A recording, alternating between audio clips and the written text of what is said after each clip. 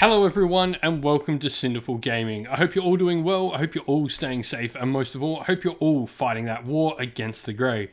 Today's video, we're going to be talking rumours and leaks because there were some more posted on some Reddit forums and other places online, and for me, I don't know about everyone watching, but for me, rumours and leaks just always get me sort of excited for things to come. Whether or not they end up being true is completely irrelevant to me. I just like thinking about what could happen in Warhammer, and rumours and leaks, and even people just wish listing on the internet, always gets me excited thinking about Warhammer and, you know, what may or may not be.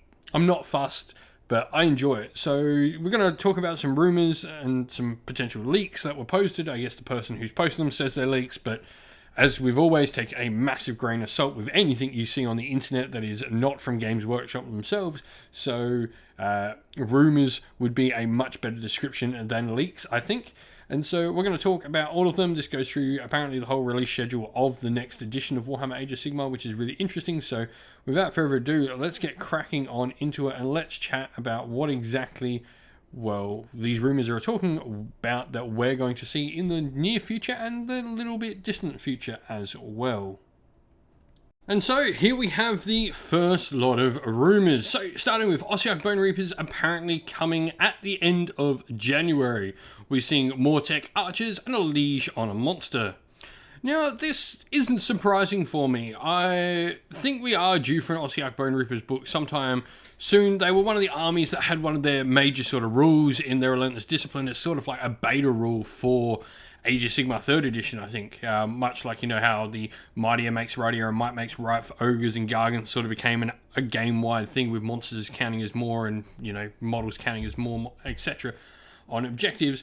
So I'm not surprised to see Ossiarch needing a new book, as their sort of special thing was sort of given to everyone. Yeah, they can do it a little bit better than everyone else, but they do sort of lose a little bit from it as well now.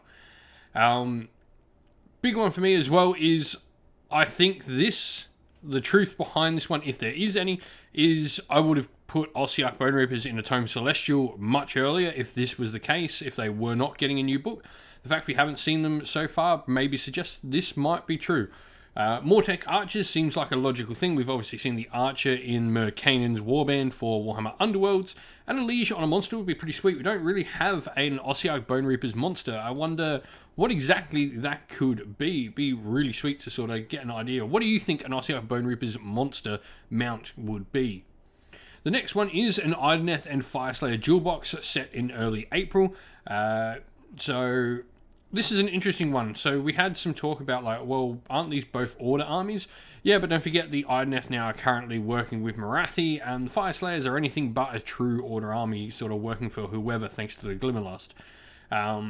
So this could be a really cool box set. We've obviously seen the Idoneth Deepkin Rumour engine. That is quite clear. Someone showed the latest Rumour engine and the Achillean King sword, and they're literally exactly the same thing. So maybe we get an extra character for both ranges, or which maybe Fireslayers don't need an extra character. Idoneth probably could use a foot like Achillean King or Achillean Prince, whatever you want to say it. Fireslayers could definitely go with a new unit in that box or something like that. Ogres in the summer, but of course that's mid-year. For me, Australian, it's winter. For anyone down in the Southern Hemisphere. Once again, just another one that these sort of make sense, like these older armies. Idoneth I could definitely see like getting a book. Fireslayers definitely need one as well, because their army sort of worked on combining a bunch of abilities together, which they can no longer do. Ogres, probably just due for a new book. I'd love to see, you know, we were talking about armies and what they should see, like some Fireslayer range, but apparently no new models. It'll probably just be maybe an update of a couple of kits, maybe a new, you know, Butcher or Slaughtermaster, etc. Nighthaunt in October next year would be a really cool one. Please give us a plastic Morngul.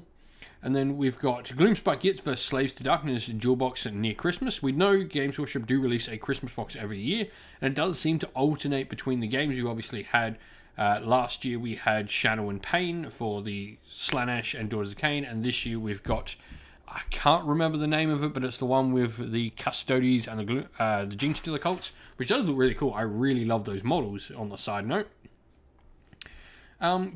Gits and Slaves to Darkness would be fun. I like these sort of side stories. I really enjoyed reading like the narrative for what was it? Feast of Bone? No, not Feast of Bones. well, that one was cool as well with the ogres and bone reapers, but the Carrion Empire, that's the one, the Skaven and the Flesh Eater Courts. We had effectively these two sort of evil armies fighting it out against each other. It really makes for some interesting narrative, having something that's not, I guess, a good guy fighting something that's not a good guy, or not order. And apparently Malarian due in Q1 2023, so we've still got a little bit of a wait. These first lot are apparently the ones that are set in stone, obviously with COVID permitting. This is sort of the plan. Skaven and Seraphon apparently are first off the mark in 2023 as well, with a dual release, though no dual box, but a bunch of brand new kits. Once again, just makes sense. GW after this has priorities for Khorne, Lumineth, Sylvaneth, and Cities. Khorne, not sure what we'd get there. Lumineth, obviously we'd just get another one of the temples, whether that be the River or the Zenith. Sylvaneth, please Bo Kernothi, and Cities will probably get a cool update with some Order of Azir, I would assume. Narrative-wise, we have Nagash building his strength while the Bone Reapers hold the line, and Linda makes some moves in the world.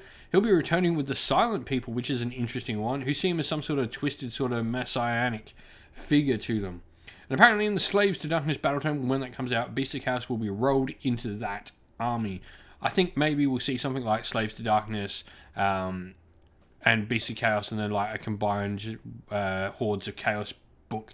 That'd be pretty cool. I mean, that's sort of what happened in Warhammer Fantasy. It was a really cool way to run the army, to be able to have it all mixed.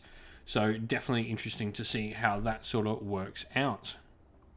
And lastly, the other parts of the rumours. We've got 3 brand new armies apparently coming out this edition. This is just something that's been said for a while, or at least 2 of these have. So Malarian's army, I mean, we know that's coming. Malarian has his force, it's coming at some point. The Silent People, apparently, with the rumours that maybe they're coming with Nagash in the same thing.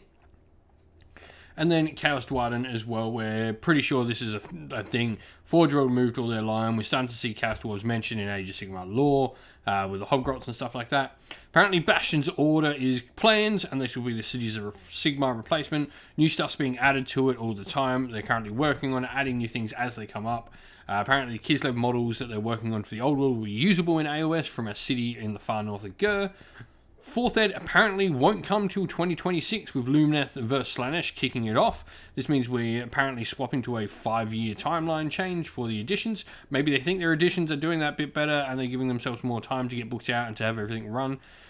3 years is an interesting timeline. I don't know whether I'm a fan of it, whether it's too quick, and whether or not you can't see like patch editions and stuff like that, like 4.5 or 3.5, etc. Slowly they plan to phase out the old cast and replace them with newer Thunderstrike variants. This isn't saying like Vindictors coming in. This is saying like we'll see new Retributor models with Thunderstrike Retributors and stuff like that, which I think is pretty cool. Seeing like update, I mean, this doesn't sound too odd to me. This is something they did with Space Marines over time as well, as they refined and made the Space Marines look better throughout the history. We will see Stormcast slowly change in their aesthetic and their look. I mean, we've seen this change already. Like we saw the change to Sacrosanct. We saw, you know, those models potentially being a little bit thinner than the Liberators and the Retributors were originally. We've even seen like newer Liberator sculpts, like things like the Underworld's Warband, with much cleaner, crisper Liberator sort of sculpts. So really interesting. And then of course the last thing is apparently there's going to be some Stormcast Dragon upgrade sprues for the Mage and Archers for the box. All this is pretty interesting. I mean, it's all rumours. This one honestly does sound like a little bit of wish listing for a lot of stuff. It is very far in the future, but we do know Games Workshop plan way ahead on stuff. Like they are, like at the moment they're currently 2 to 3 years ready to go. So who knows? Like this will be interesting. What do you think of all the rumours here? Let us know what you like, what you don't like. What do you think is going to come next? Let us know in the comments below.